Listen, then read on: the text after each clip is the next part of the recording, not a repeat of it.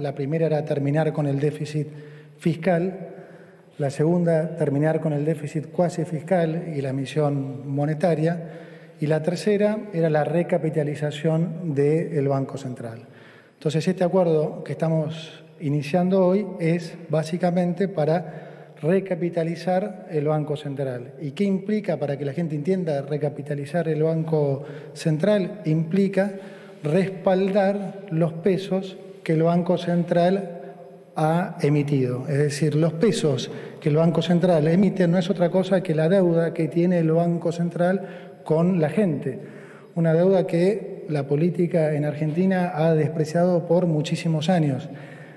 Nosotros venimos con este acuerdo justamente a tratar de honrar y sanear esa deuda más que nunca. Esta recapitalización del Banco Central lo que implica es, esencialmente para la gente, es tener una moneda más sana, tener una moneda sana y continuar y acelerar el proceso de desinflación. Eso es lo que nos va a permitir esencialmente este nuevo acuerdo.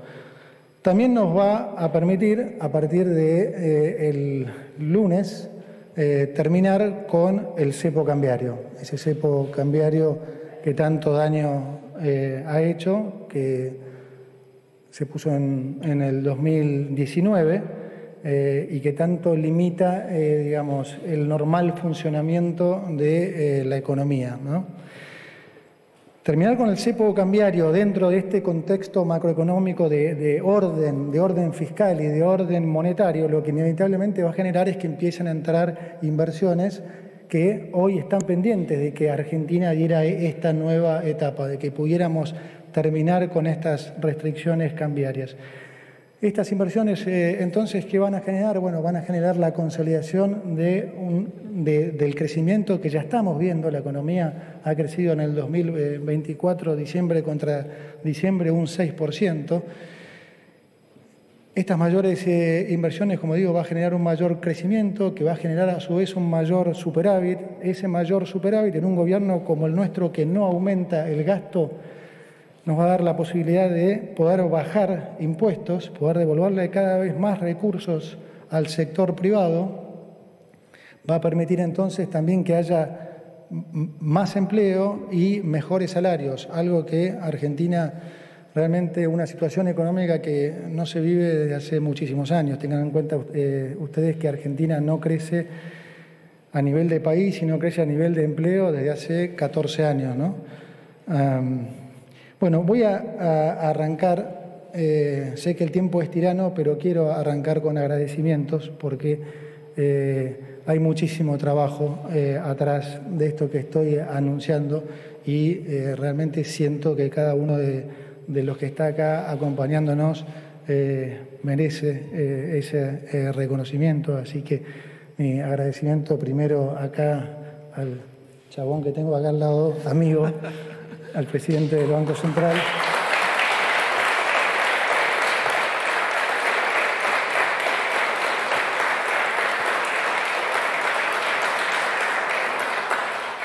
Tampoco aplaudo tanto porque me voy a emocionar, así que, bueno, el agradecimiento al secretario de Finanzas, Pablo Quirno, también, que ha hecho un trabajo extraordinario, al viceministro de Economía, José Luis Daza, que largó todo y se vino para Argentina a sumarse a esta patriada, a nuestras tres anclas, Martín Botier, Federico Furiase y el picante Felipe Núñez, siempre hay que tener algún picante en equipo, a nuestro secretario de Hacienda, Carlos Huberman, que cuida cada peso de los argentinos para que no se malgasten, a todo el equipo del Banco Central, al vicepresidente Vladimir Berning, a Baltasar Krause, a Esteban Klein, a Nicolás Ferro y a todo el directorio. Realmente muchísimas gracias a todos y hago extensivo también a todo el equipo, no de economía, pero que también se han sumado, que están acá y son excelentes profesionales. También le quería agradecer a todo el gabinete, ¿sí? A todo el gabinete de ministros y secretarios, que son unos campeones, que trabajamos bárbaros juntos, Y obviamente un agradecimiento especial al presidente de la Nación por su liderazgo, por su generosidad, por su valentía, porque cada vez que trabajo más con él, realmente más admiración me genera y sobre todo hemos desarrollado una relación realmente de mutuo afecto. Ya no es solo la valoración que le tengo a nivel profesional, sino como persona. Digo, ojalá todos pudieran conocerlo como yo lo conozco, porque además de sus dotes profesionales y académicos, es una persona realmente admirable. Así que muchas gracias, señor presidente. Y, por supuesto, también agradecerle a mi mujer, que hace 18 meses que hace de madre y padre, a mis hijos y a las familias de cada uno, que las veo a muchos acá. Así que, bueno, perdón que me extendí, pero me parece que correspondía. Bueno, antes de anunciarles las medidas, me parece que es extremadamente importante siempre repasar la herencia, ¿no? Porque no hay que olvidar de dónde venimos. Nosotros heredamos 5 puntos de déficit fiscal, 10 puntos de déficit cuasi fiscal. Alguno se preguntará por ahí qué es el déficit cuasi fiscal. El déficit cuasi fiscal es el déficit fiscal que el fisco le pasa al Banco Central, ¿no? Digamos, es ese déficit fiscal que estuvo financiado por emisión monetaria que pesos que la gente no demanda y que entonces, ¿qué hace el Banco Central? Tiene que emitir un bono para rescatar esos pesos. Antes eran LEBACs, después fueron LELIQs, y por esos pesos que hace tiene que pagar una tasa de interés. Entonces, esa tasa de interés genera de vuelta unos intereses, dicho sea de paso, que esencialmente se honran con mayor emisión. Y eso es lo que genera ese déficit cuasi fiscal. Heredamos una situación de cepo cambiario con 200% de brecha, una inflación que venía en los últimos meses al 12,5%, pero una inflación escondida debajo de la alfombra fenomenal, producto de que había un montón de precios pisados, desde el tipo de cambio, alimentos, tarifas, combustibles, todo que una vez sincerado, por supuesto, hizo que la inflación escalara en diciembre, la minorista al 25,5%, la mayorista al 54%, un descalabro monetario sin precedentes, es decir, digo sin precedentes porque el descalabro venía tanto del lado de la demanda como del lado de la oferta. O sea, del lado de la demanda estábamos en niveles de demanda de dinero muy próximos a lo que fueron los niveles que gatillaron hiperinflaciones. Todos los que están acá, todos en sus casas, recuerdan que hasta hace 2 años nadie quería tener un peso en el bolsillo. Peso que le entraba se lo gastaban en algo, compraban dólares, compraban algún bien o algo. Pero además había una sobreabundancia de pesos generada por este mega déficit y por esta mega bola de LELIQ. Solamente el último año el gobierno anterior había metido 13 puntos de productos, generando que hubiera casi 3 bases, un poco más de 3 bases monetarias en estas LELIQs, en estos pasivos remunerados.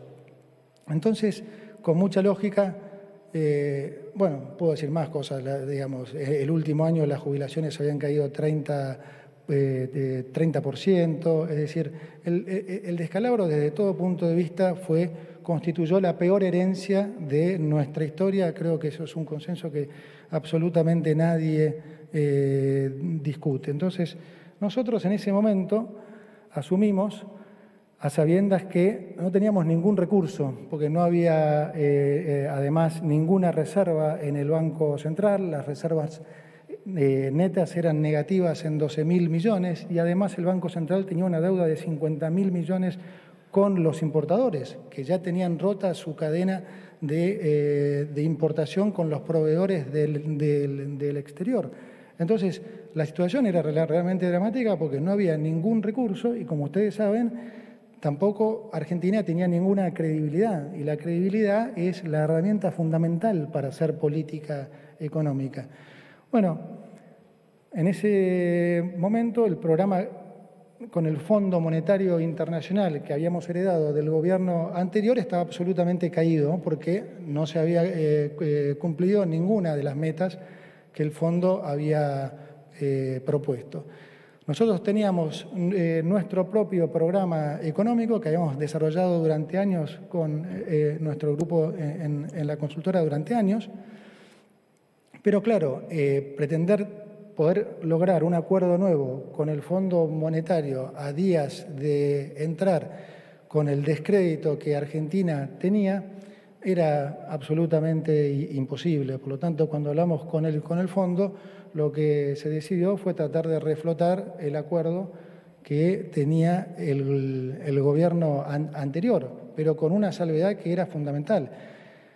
Digamos, reflotar ese acuerdo equivalía a entrar igualmente en una hiperinflación. Entonces nosotros lo que le dijimos al fondo es, bueno, nosotros vamos a llevar adelante nuestro propio programa, por desafiante que parezca, y bueno, y ustedes evaluarán, en la medida que nosotros vamos cumpliendo con las metas, de acá a algunos meses, entonces les estaremos tocando la puerta a ver si pueden sumarse a este proyecto y ayudarnos a lo que sería la tercera etapa, que era justamente la recapitalización del Banco Central. Entonces, encaramos nuestro propio programa a sabiendas que era un programa extremadamente desafiante y que las probabilidades de caer en crisis, de acuerdo a lo que eran todos los pronósticos, eran de más de 90%, y las probabilidades de caer en hiperinflación, lo mismo. Bueno, arrancamos entonces con la primera etapa, que era el terminar con el déficit fiscal.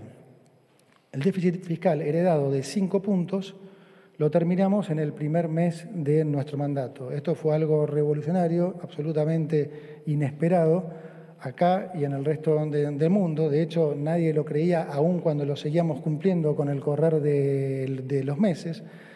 Entonces, digamos que con esto logramos derribar varios mitos, por lo menos tres mitos.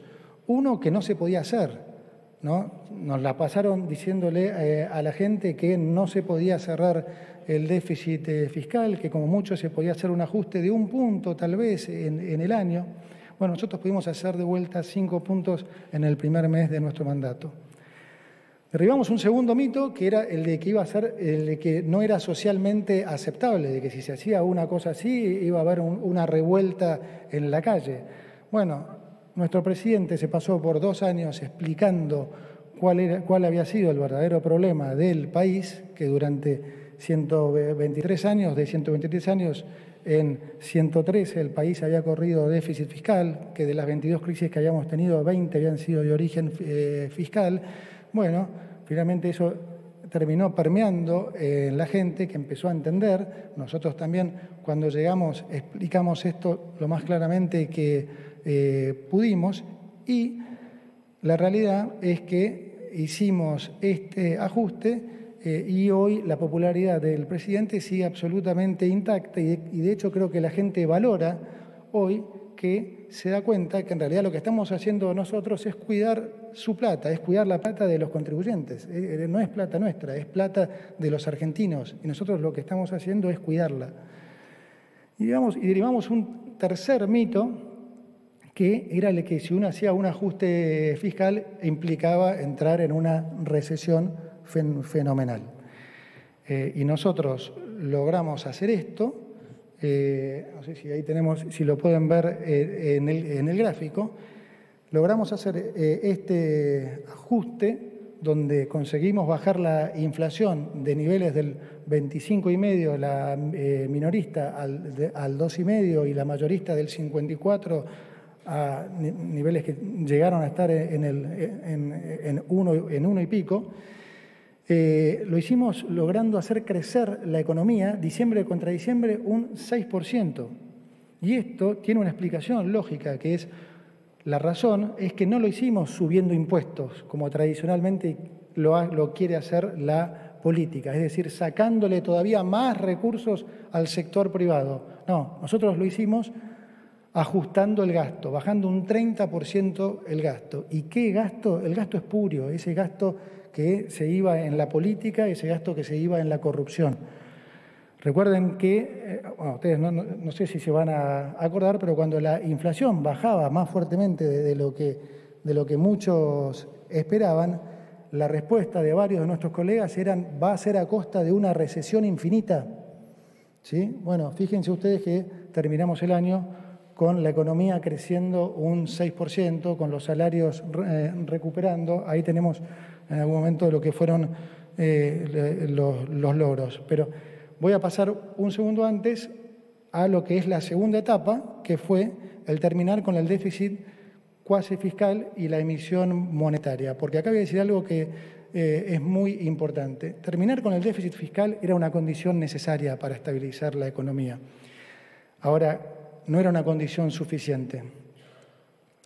Si nosotros no hubiéramos implementado el programa monetario, financiero y cambiario que implementamos, créanme que hubiéramos terminado inevitablemente en una hiperinflación, aún habiendo llegado a equilibrio fiscal. Y les voy a explicar por qué. Me voy a tomar el trabajo de explicar por qué y espero que me escuchen y lo entiendan, porque esto es fundamental. Nosotros recibimos un desbalance monetario fenomenal, ¿no? Como digo, del lado de la demanda y del lado de la oferta. Concretamente, en diciembre del 2023, la demanda era escasamente 2,5 puntos de producto y teníamos un sobrante monetario equivalente a algo más de 3 bases monetarias. ¿Qué decía la teoría económica en cualquier plan de estabilización? Que el presidente del Banco Central tenía que pagar una tasa de interés real positiva. ¿Qué quiere decir una tasa de interés real positiva? Una tasa de interés que le gane a la inflación. Ahora bien, bueno, ¿por qué se dice esto? Porque se dice clásicamente que si uno aumenta la tasa de interés, la inflación baja y además evita que los pesos se vayan al dólar y generen una corrida. Esto no aplicaba para el caso argentino porque el canal de transmisión de la tasa de interés, dado lo bajo que era el crédito en Argentina, no tenía ningún efecto. Y el efecto peor que sí tenía, ¿cuál es?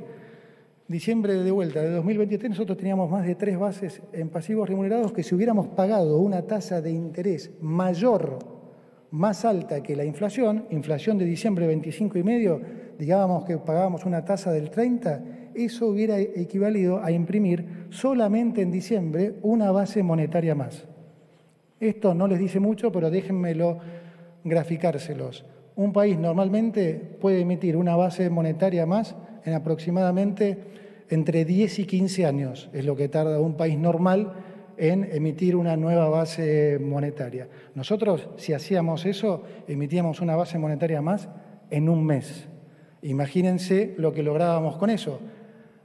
Lejos de reducir, agrandábamos el problema monetario, es decir, íbamos a generar mayor inflación, lo que nos hubiera forzado en enero a tener que poner una tasa más alta aún, y ya no sobre 3 bases monetarias, sobre 4, con lo cual en enero probablemente hubiéramos tenido que imprimir una base y media monetaria más, y en febrero ni hablar, no hubiéramos pasado de marzo de ninguna manera, hubiéramos ido inevitablemente a una hiperinflación. El que realmente disputa esto es porque no entiende de política monetaria, con todo cariño lo digo. Ahora, una cosa muy importante para remarcar de esto es que si eso hubiera pasado, hubiera sido devastador para Argentina, porque nosotros hubiéramos